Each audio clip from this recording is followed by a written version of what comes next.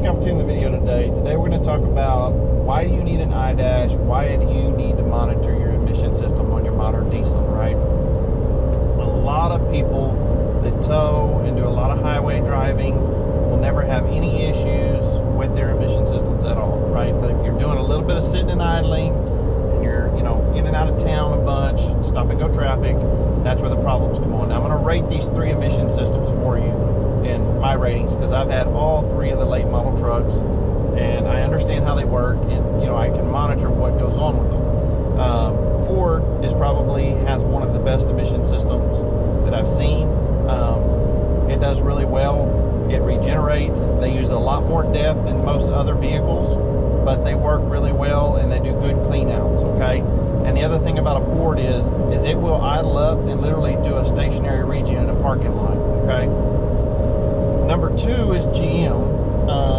The GM regenerates more often, but you don't even know it's doing it. And that's the problem a lot of people have, is the truck will actually go into an active regen about once or twice a fuel tank. You'll never even know it happens. The truck will not let you know it happens. None of the systems in any of these trucks provide you with real-time data, right? It either says 0 or exhaust full.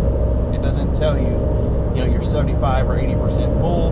Then in your next drive, it's going to try to do a regen, okay? And the problem with the GM is the exhaust temps have to stay high, and you have to be driving down the highway. If you stop for more than about 10 or 15 seconds, it will kick it out of regen, which is really bad. It won't let it complete its cycle. Now, I had some people comment on my last video, and they said, oh, it takes 30 miles to do a regen. Okay, let me explain that.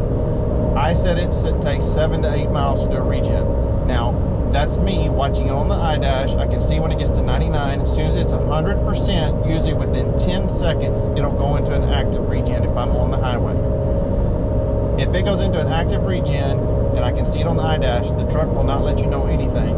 I can go drive it about 7 miles down the highway and it will do a full clean out, be down to 1 or 2%, and everything's good. Now, if I'm stuck in town and I'm doing other things, errands, and I can't really get on the highway and drive it, the truck will continue to try to go into active regen every time I get out on the road or I'm trying to drive it. And then when I stop, it comes back out of it, right? And the truck will try to do that probably 10 to 15 times.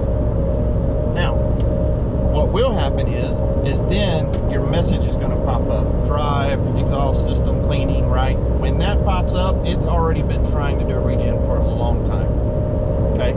And so when you get to that point that you see that, you're looking at a good 20 to 30 mile highway drive to get that cleaned out, okay? And if you do not go do that when that pops up, you're going to get a check engine light. A lot of these systems, they just need a good clean out. They just need to be ran, but you need to be able to monitor what's going on with them, right? And so if I'm sitting in a parking lot waiting on my kid and I'm at 100%, I'm going to turn the truck off, roll the windows down, okay?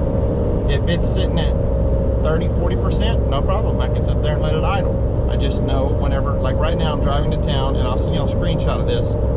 I'm at 58%. And pretty much if I'm running down the highway at 70, 75 miles an hour, it's going to stay at 58. It might climb 2% in the next 15, 20 miles. Okay, but if I sit, let's say I pull into the store and I sit for 10 minutes, and then I take back off driving, that percentage is going to climb up. So it climbs up the more you idle, okay? Whether it's sitting at stoplights, sitting in car lines, whatever you're doing, okay?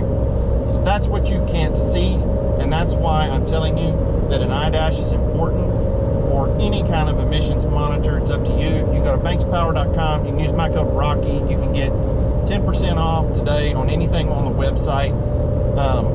It's up to you. If that's something you want to watch, a lot of people say, well, it's under warranty, I don't care, I'm going to drive it. Well, yep, whenever you get that message and it doesn't get to do its regen, its check engine light comes on, it goes in, and they have to pull the catalyst out, or they got to do a clean out. You're going to be days without your truck. Warranty will do things, yes, but also in the long run, if you're going to keep that truck, getting good burnouts on those cleanouts is very important. So not stopping in the middle of an active regen. The other thing that's not good is if you have the truck and it's in a regen, and let's say you pull in your garage and it's 3/4 way done with the regen, let's say that exhaust is 500-600 degrees, and you turn that off instantly, it's not good for anything, right? And so like if I just completed a regen cycle and I pull in, I will let my truck sit there for about 3 or 4 minutes, let it cool down before I shut the truck off. So just some things that you can do that you can actually see what's going on. Like I said, go to bankspower.com. You can order you an iDash if you want one. Doesn't matter, GM, Ford, Ram, all of the trucks will have problems if you do idling and you do some sitting. But if you do the idling and sitting, then you should put a monitor on it and you won't have the issues that you would have if you didn't have a monitor on it. By the time the truck notifies you that there's a problem, it's usually way past the time that it needs to be handled, okay? And so that's all I'm trying to say in my video today. I hope this helps y'all with it. If the video helped you, please hit that like and subscribe, and we'll catch you on the next video.